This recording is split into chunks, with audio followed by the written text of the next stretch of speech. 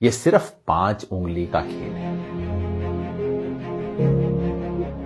आप सुनते होंगे CAA, NRC, NPR और सोचते होंगे ये खेल क्या है, इतने सब शब्द हैं, समझ नहीं आता। वैसे बड़ा साधारण सा खेल है। मैं आपको समझा देता हूं। ये सिर्फ 5 उंगली का खेल है। 5 उंगली की यात्रा समझ लीजिए, ध्यान से समझिएगा और फिर समझाइएगा भी दूसरों को। ये यात्रा शुरू होगी सबसे छोटी उंगली से। बड़ा साधारण सा काम होगा। अप्रैल के महीने में आपके घर कोई आएगा, सरकारी कर्मचारी, हो सकता है स्कूल के टीचर कोई आए, कहेंगे हमें आपके घर सिर्फ गिनती करनी है कितने लोग रहते हैं। बस नाम पूछेंगे, कब पैदा हुए ये पूछेंगे, ये भी पूछेंगे कि आपके माता पिता चाहे हैं या नहीं है अभी, वो कहां पैदा हुए थे, कब पैदा हुए थे। आधार कार्ड का नंबर मांगेंगे, ड्राइविंग लाइसेंस मांगेंगे, कोई प्रमाण नहीं मांगेंगे। उस वक्त आपको लगेगा छोटा सा मामला है। ये छोटी उंगली का पहला कदम ये है NPR वाली छोटी सी उंगली। फिर दूसरी उंगली ये D वाली उंगली है। D क्यों? क्योंकि आपके घर से जब एक बार ले जाएंगे लिख के, उसके बाद तहसीलदार के दफ्तर में, किसी सरकारी दफ्तर के अंदर कुछ टाइम बाद, हो सकता है कुछ महीने बाद, चुपचाप से उस लिस्ट का मूल्यांकन किया जाएगा और कोई सरकारी कर्मचारी उस लिस्ट में कुछ नामों के आगे D लिख देगा। D का मतलब डाउटफुल। डाउटफुल का मतलब संदेहास्पद, जिस पर शक है। किस बात का शक है? कि ये भारत के नागरिक दरअसल हैं नहीं। भाई कैसे फैसला होगा? कानून में कहीं नहीं लिखा कैसे फैसला होगा।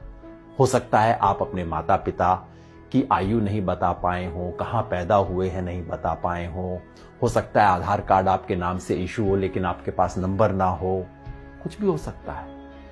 किसी भी आधार पे D लगा दिया जाएगा, आपको पता भी नहीं लगेगा, कोई आपसे पूछने भी नहीं आएगा और मामला तीसरी उंगली पर पहुंच जाएगा। ये तीसरी और बड़ी उंगली है, ये है NRC वाली उंगली। जिन लोगों के नाम के आगे D लगा होगा, समझ लीजिए आपके मोहल्ले में 500 लोग हैं, 1000 लोग हैं, उनमें से 50 के नाम के आगे D लग गया। उन 50 लोगों को चिट्ठी आएगी, पूरे परिवार में नहीं। हो सकता है परिवार में बहू को चिट्ठी आए, बेटे को ना आए, बाप के नाम चिट्ठी आए, पोते के नाम चिट्ठी ना आए। कुछ लोगों के नाम चिट्ठी आएगी और उन्हें कहा जाएगा, नोटिस दिया जाएगा, अब आप साबित कीजिए कि आप भारत के नागरिक हैं। कैसे साबित करेंगे? सरकार ने आज तक नहीं बताया है। हमारे पास सिर्फ एक असम का उदाहरण है जहां पहले हुआ है NRC, और वहां क्या हुआ था? ना आधार कार्ड माना गया, ना राशन कार्ड माना गया, ना वोटर लिस्ट में नाम माना गया। कहा नहीं, ये सब नहीं चलेगा, आप प्रमाण लेके आइए कि आप कहां पैदा हुए थे। आज से 30 साल पहले वोटर लिस्ट में आपका नाम था कि नहीं था, पुरखों का नाम था कि नहीं था, कोई संपत्ति का प्रमाण पत्र लेके आइए। साधारण लोग कहां से जुटाएंगे प्रमाण पत्र? इसके आधार पे उनमें से कुछ लोगों ने जो आधार अपने प्रमाण पत्र नहीं दे पाएंगे, उनका मामला चौथी उंगली पे पहुंच जाएगा। ये चौथी उंगली है फॉरेनर्स ट्राइब्यूनल की। यानी कि कहा जाएगा उस 50 में से समझ लीजिए 10 लोग बच गए जो प्रमाण नहीं दे पाए, जिनके पास कागज नहीं है, 15 लोग बच गए। उनको कहा जाएगा अब आपको आखिरी मौका दिया जा रहा है। ये उंगली आखिरी मौके की उंगली है। आखिरी मौका दिया जा रहा है, फॉरेनर ट्राइब्यूनल है, विदेशियों की अदालत है। अब उसमें जाके आप साबित कीजिए कि आप विदेशी हैं कि नहीं। अगर मुसलमान हैं तब तो कोई चांस ही नहीं है, क्योंकि यहां अब CAA का खेल शुरू हो जाए। अगर मुसलमान हैं, आपको विदेशी माना गया है, तो अब आप तो विदेशी हैं ही हैं, चाहे आपके बाप दादा यहां पे 500 साल से, 1000 साल से रहते आ रहे हैं। अगर मुसलमान नहीं भी हैं तो पता है क्या है, आपको ये साबित करना पड़ेगा कि आप बांग्लादेश, पाकिस्तान, अफगानिस्तान से आए। अब आप सोचिए, बिहार यूपी में रहने वाले लोग, नेपाल की तराई में रहने वाले लोग, श्रीलंका में रहने वाले लोग, श्रीलंका के पास तमिलनाडु में रहने वाले लोग कहां से साबित करेंगे भाई कि हम पाकिस्तान से आए, बांग्लादेश से आए, अफगानिस्तान से आए?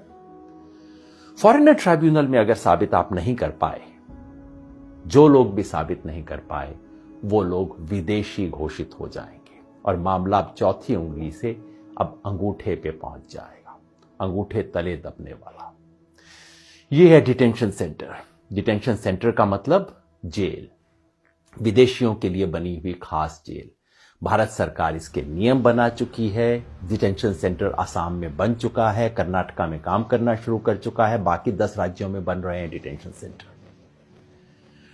जिस व्यक्ति के पुरखे पता नहीं कब से यहां पे रहते आ रहे होंगे, उसे अपनी ही मिट्टी में विदेशी बना के डिटेंशन सेंटर में डाल दिया जाएगा। यह है खेल। शुरू होगा छोटी उंगली से, एनपीआर से, और खत्म होगा कुछ लोगों के लिए। हो सकता है 1000 में से 1 लोग, हो सकता है 1000 में से 2 लोग डिटेंशन सेंटर में बने। क्या ये चाहते हैं? अगर नहीं चाहते तो इसे रोकने का एक ही तरीका है। ये 5 उंगली का खेल कैसे रुकेगा? जैसे ही पहली उंगली मोड़ने की कोशिश हो, आप 5 उंगलियां कर लीजिए बंद, मुट्ठी लीजिए कस और उठा दीजिए अपना हाथ। विरोध करना होगा, यानी कि जब पहली उंगली उठे एनपीआर वाली, एनपीआर का बायकॉट करना होगा। पूरे देश में जो नागरिकता संशोधन के बारे में आंदोलन चल रहे हैं, उन सब ने मिलकर कॉल दिया है। हम भारत के लोग, we the people of India, जो देश के 120 से ज्यादा संगठनों ने इकट्ठा होकर बनाया है, सब ने कहा है कि एनपीआर का बायकॉट करें। यानी कि जब आपके घर में कोई टीचर आए, कोई सरकारी कर्मचारी आए एनपीआर का डेटा लेने, प्यार से बात कीजिए। इससे बुरा बात करने की जरूरत नहीं। पानी पिलाइए, चाय पिलाइए, नमकीन भी खिलाइए। नमक खिलाना बहुत जरूरी है, क्योंकि ये संविधान का नमक खाते हैं, याद दिलाना है। ये कर्मचारी इस देश के कर्मचारी हैं, किसी पार्टी के नहीं है। सब कुछ दीजिए, प्यार से कीजिए, लेकिन कागज नहीं लिखवाएं। कागज में कोई सूचना नहीं दें, क्योंकि एक बार सूचना दी फिर मामला आपके हाथ से बाहर है। कागज नहीं लिखवाएं। और अगर वो कहें कि ये तो कानून है, आपको करना पड़ेगा, उन्हें प्यार से कहिए, मास्टर जी आपकी बड़ी इज्जत करते हैं, लेकिन क्या करें, महात्मा गांधी की इज्जत थोड़ा ज्यादा करें। इस देश के राष्ट्रपिता ने कहा था कि अगर कोई असंवैधानिक, अन्यायपूर्ण कानून है, उसका विरोध करना हमारा अधिकार ही नहीं, हमारा कर्तव्य भी है, हमारा हक भी है, हमारा फर्ज भी है। इसी रास्ते पे हमें चलना होगा। याद रखिए, हम संविधान बचाने निकले। एक हाथ में तिरंगा, दूसरे में संविधान, मन में अहिंसा और जन गण मन का ध्यान। इसी रास्ते पे हमें चलना है। ये लड़ाई में हम लड़ेंगे और निश्चित जीतेंगे।